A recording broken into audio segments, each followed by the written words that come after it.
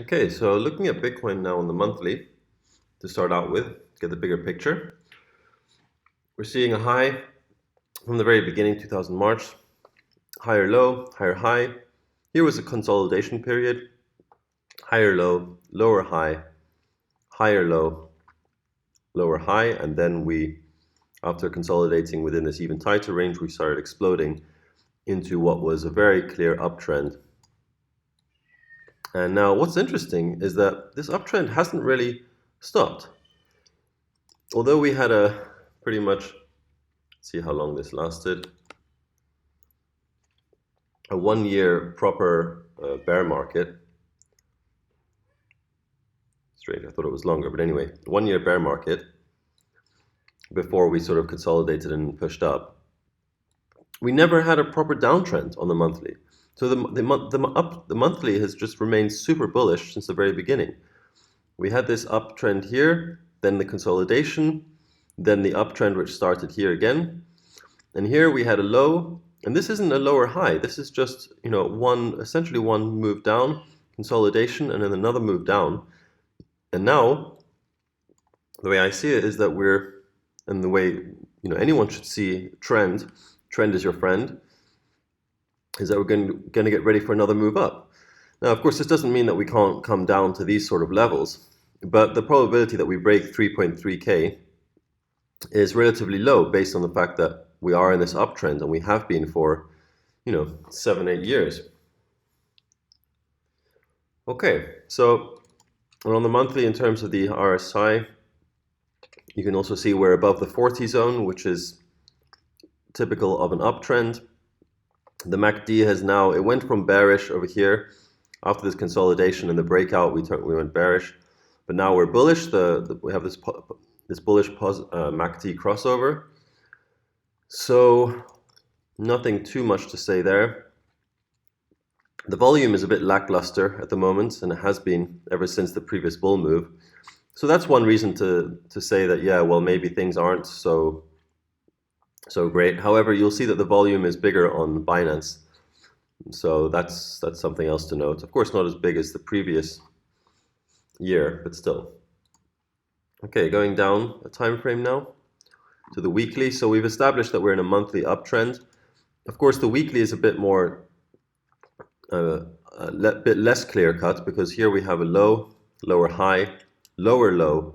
So the weekly from this part onwards, for these last 20 bars, has been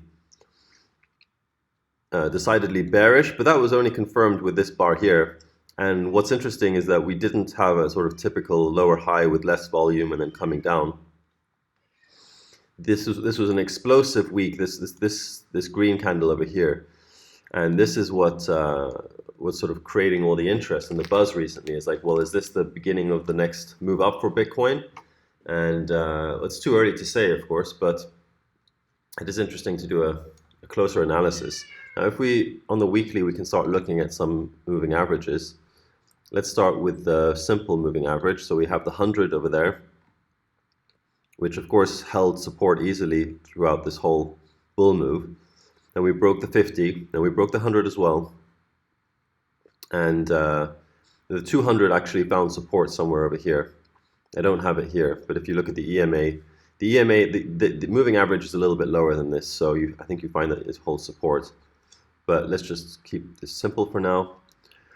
And now we're at a sort of a pretty important point where, we have the 50 and the 100, and breaking these, to the downside is not going to be it's not going to be great for Bitcoin, unless we just get a spike down, like a lower wick, and then pushing right back up. Maybe 2 or 3 days and below this level, but a weekly wick just sort of pushing us right back up. It would be more favorable for the bulls to hold support at least around this sort of 6.6K level, as opposed to, breaking that and then hoping that we bounce off from, lower levels. From a structural point of view, of course, you can see very clearly that this is a super important level. This 5.8K, 6K psychological, with this huge volume bump in the volume profile. So anywhere in this zone is going to be pretty important to hold, but especially the 6,000 level.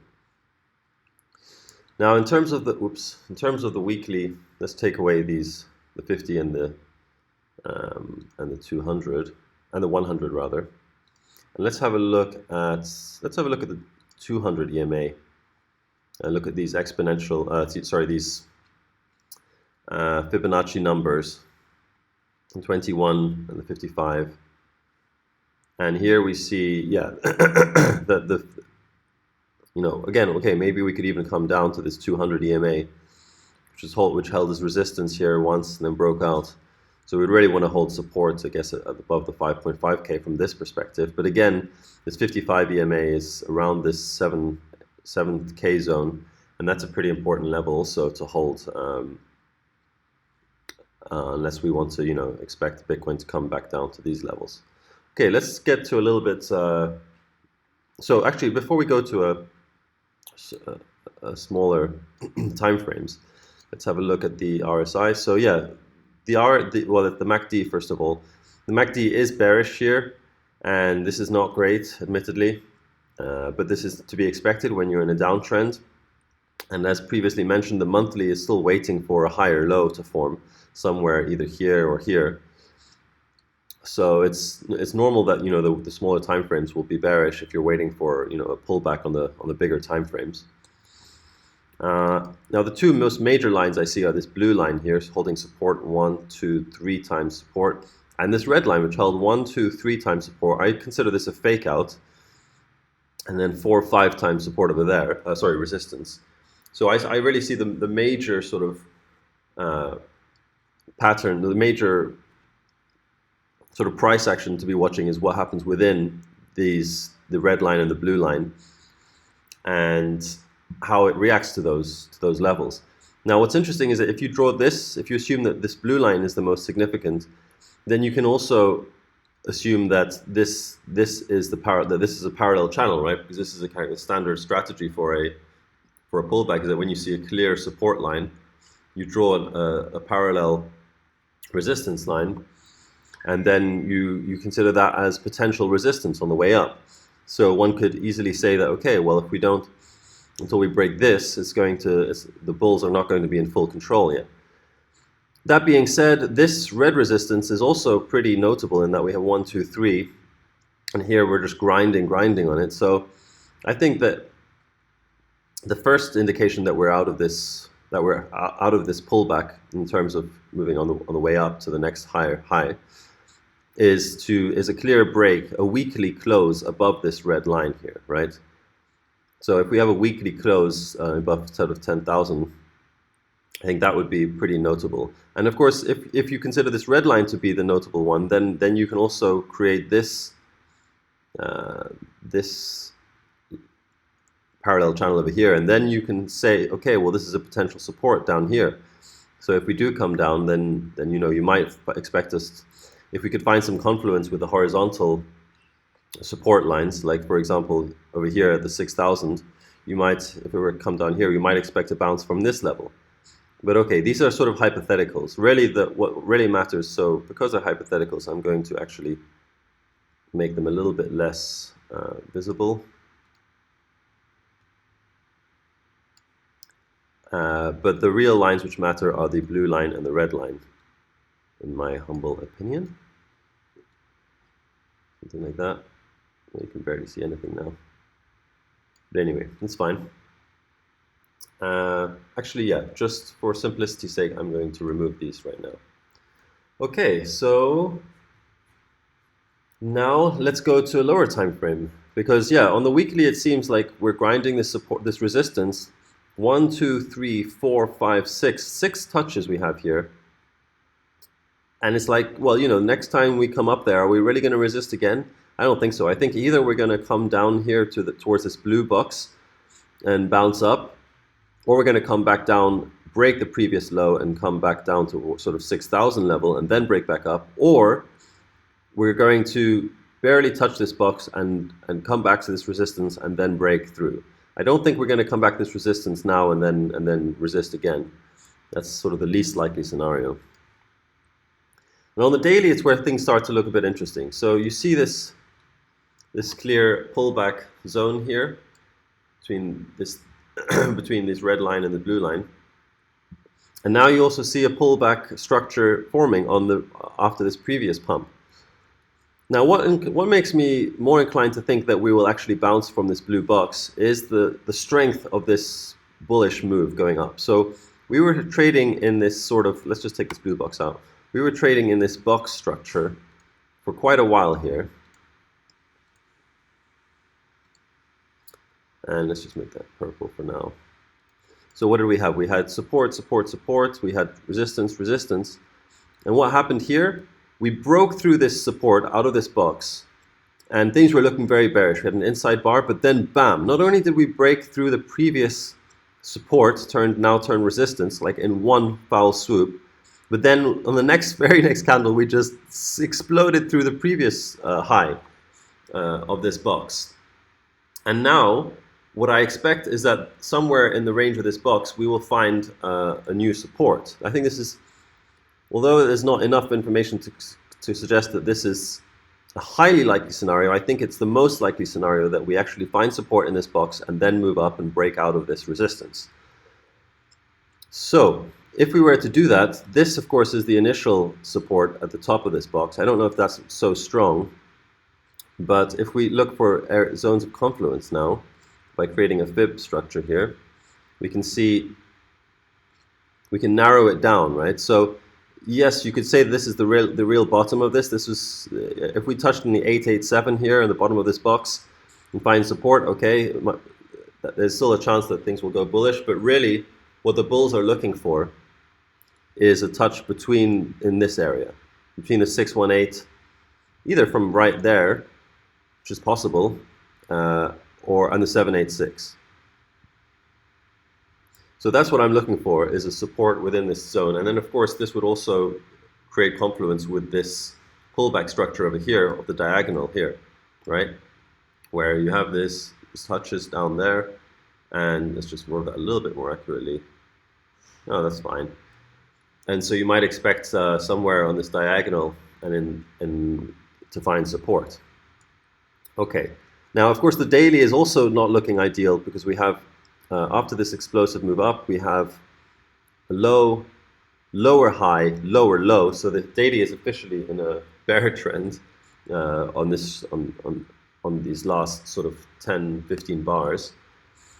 So, but also this is very normal. You know, when you have an explosive move up, you have what's called the complex pullback, right? Where you have one leg down, one leg up, and then another leg down.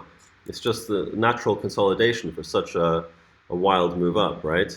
That it takes a while to sort of slow down. And the other good thing, of course, is that the volume here is indicative of a pullback in comparison to this explosive move up. So I think if this does break down, it's going to take, in other words, if we break this previous 7.4K level, it's going to take a while. I think if it does, it'll be grinding in this zone, and then it will finally break through. I very much doubt that we're just going to see that for example, this is just going to continue super slowly down. I think we're going to see some sort of action up there or down here before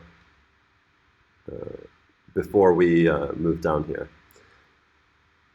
And next is, of course, to look at well, actually, let's have a look at the RSI. So the RSI, we had this dip down here at the 20. Things got a bit scary. We have this notable level over here, notable resistance, the 65. But okay, we're a while away from breaking that, so it's not really so important, so relevant. Really, the RSI isn't telling us much of anything at the moment. You know, we're kind of in the middle here. The MACD, of course, has this bearish crossover, but you know, anything can happen from here. We could just move right up. But admittedly, this is quite a steep sloping move down, and so the bulls don't want to be too confident here by any means. So yeah, so this is a potential support, and if we look now at the lower time frame, you'll notice this more clearly. So there's a small chance that this is going to hold as support. Now this, of course, is a fake out over there, but really what I'm looking at is this resistance, and then sort of support at this zone here. Right. So now Actually, this is an old resistance, old lines over here. Let's have a look. I think that the most logical thing to do is to get rid of these EMAs to get some clarity first of all. I've got a kitten next to my mouse here, so you have to forgive me if some keys get randomly touched. But now we're seeing a structure much more like this, right? Like this flag structure. And so it's, oh, shorty. No, there we go. She's already clicking buttons. Okay. So this flag structure, and yeah, I mean, it's, to be fair, you know, based on the previous, on the 4 hour especially, one would expect another move down here. And it could be interesting if we come down and touch down over here. Let's find the 618 exactly. Like if we come down and touch the 618 at the sort of 8,500 level zone, then we would find support on this diagonal, as well as in this blue zone box where we know we're looking for support. And this volume, okay, shorty, come on. All right. So yeah, and really it's a matter of waiting what happens. I mean, you have those upper wicks. This is sort of proving to be quite a notable resistance. We have resistance here, here, but nothing much is nothing all that conclusive until we break one of these levels, these diagonals. And even then, these lines aren't so representative of resistance and support because there's only 2 touches. I think you really want 3 to 4 touches for it to be a notable level. But let's have a look at the EMAs on the 4 hour. I think, or actually even on the daily, let's have a look at that to see where we have some potential support lining up. So the 21, yes, unfortunately has broken, which is usually, you know, a good indicator of a strong uptrend that we hold the 21. Now this might be a fake out where we just, you know, we break through it and then we break back up, but I don't think, no, that's just not going to happen. It's not very likely it's going to happen because we have an inside bar which is closing in 15 minutes, which will be below the 21 EMA. So that's not a great sign, no doubt. And of course, we're also below the 55 here. So yeah, things are pointing towards a little bit more bearish action before we move up to test this resistance. And that's why, as I said before, I think the most likely scenario is that we come down somewhere in this here, in this zone, and then we push up and we test this previous resistance up here of the diagonal resistance, and then the previous resistance up there. And let's see if we have the 200 EMA. Well, yeah, the 200 is right here actually, right? So it's interesting to note that this is pretty important, just this general area. But I don't think that it shouldn't be considered as a strict level. It should be sort of a zone, and that's why I'm looking at this blue zone as being a sort of the important part, as opposed to this specific line here. Right. So now we go to the 4 hour, and yeah, everything is below here. The EMAs really don't help us much at all, other than telling us that things are looking bearish. The 21 has crossed the 55 over here, and yeah, there's no support to be found here. And really, this is not good that we've crossed the 200 here as well. So things are not looking great for the bulls. And the next look at support zone, really, which I'm looking at, is here. And what would be interesting, of course, is we have a small bullish divergence over here. We have a low, so we have a low here, and a higher high on the RSI, lower low on the price action. But it's an extremely small divergence, right? Like this, the difference between this and this is very small. The difference between that and that is very small. What would be interesting is if we come down here and we find a higher high on the RSI, and we see the MACD also still like climbing up, or at least not coming down too low. And then we find a bullish divergence for a bounce over here. Then I think that would make the 8,000, anything between the 8.4 and the 8.5 level, sort of quite an attractive bounce spot to at least play up to the previous sort of, let's say, about the 9,000 level, or if not, then the 8,800 level, right? Because you would want to find somewhere in the middle of this. This is the middle point of this pullback.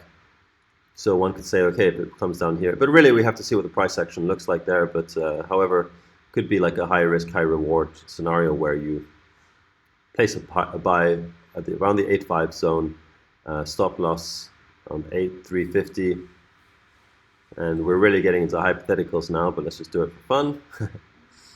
So let's say we have a buy here.